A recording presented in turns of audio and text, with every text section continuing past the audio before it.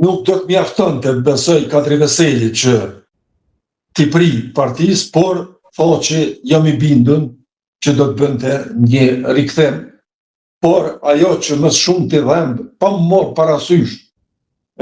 maksimumin që mund t'a bëj, thotë që mund të ngritet përqindja e PDK-s në 35%. Por kur shkon 35, sigurisht që dëmtohet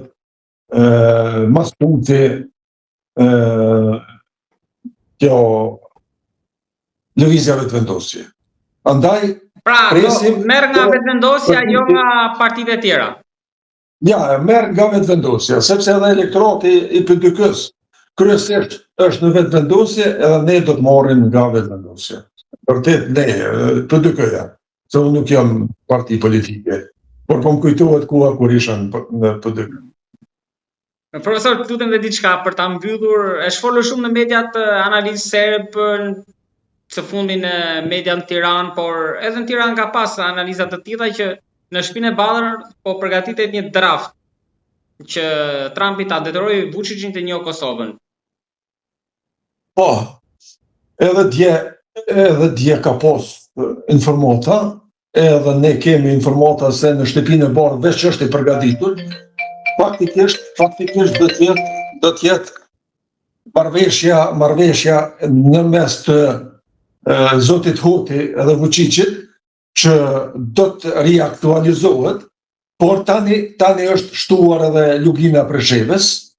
Kjo ishte fitoria më e madhe për momentin. Kjo është fitoria më e madhe e lobistëve shqiptarë të Amerikës, edhe jam i bindur që fundi i prillit kuptohet nëse gjeopolitika edhe problemet e mëdha të cilat janë në arenën ndërkombëtare, edhe lindja mesme, edhe Ukraina, të marrë një epilog, për ndryshe unë dyshoj edhe frikoj që do të merret Trumpi me ne. Andaj presim që definitivisht në formën, si din të veproj Trumpi, pas zgjidh një herë mirë çështjen e Kosovës, edhe të ketë njohje reciproke, sepse edhe Vučići në një mbledhje që mori pjesë në qeverinë e Serbisë paralajmëroi se na presin dy vendime shumë të mëdha edhe të dhëmshme për Serbinë, edhe unë nuk kuptova që është autonomia substanciale e formatit të Mitrovicës së Veriut edhe për Luginën e Preshevës. Domethënë, do të jetë një baraspesh mes Luginës Preshevës, asociacion i komunave shqiptare në Lugin edhe asociacion i komunave shqiptare në Mitrovicë, do të barazohet edhe do të ketë njohje reciproke Serbisë për Kosovën edhe Kosova, edhe pse Kosova e një. Duket sikur është bërë një shkëmbim de facto, nuk është de jure.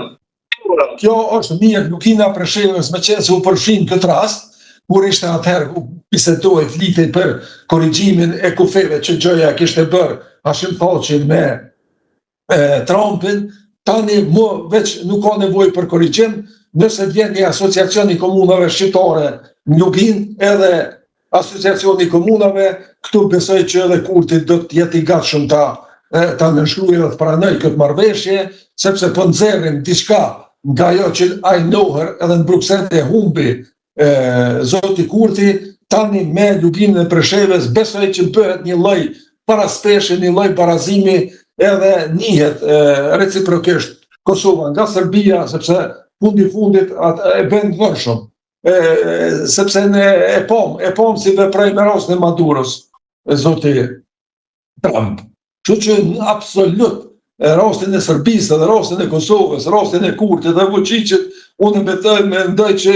nuk është fare arre fort, por është një arre kalbur që shumë letë do t'i thej edhe do t'a pranojmë që të dëtë një marrëveshje të re, e cila veç do ta lejoj Kosovën të jetë para se vërtet në këtë gjendje jemi duke humbur shumë, edhe më shumë ti po humb populli i Kosovës se krejt të tjerë, sepse Serbia me gjithatë është shtet moti i ka të gjitha, ne në Kosovë kemi probleme shumë të mëdha në energji, në ekonomi, në të gjitha sferat, e sidomos në emigrim të madh popullsisë e cila viteve të fundit është më e madhe në historinë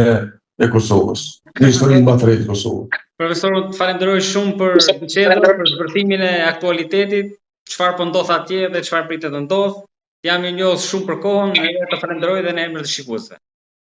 Faleminderit, ishte kënaqësi. Miru takofshin.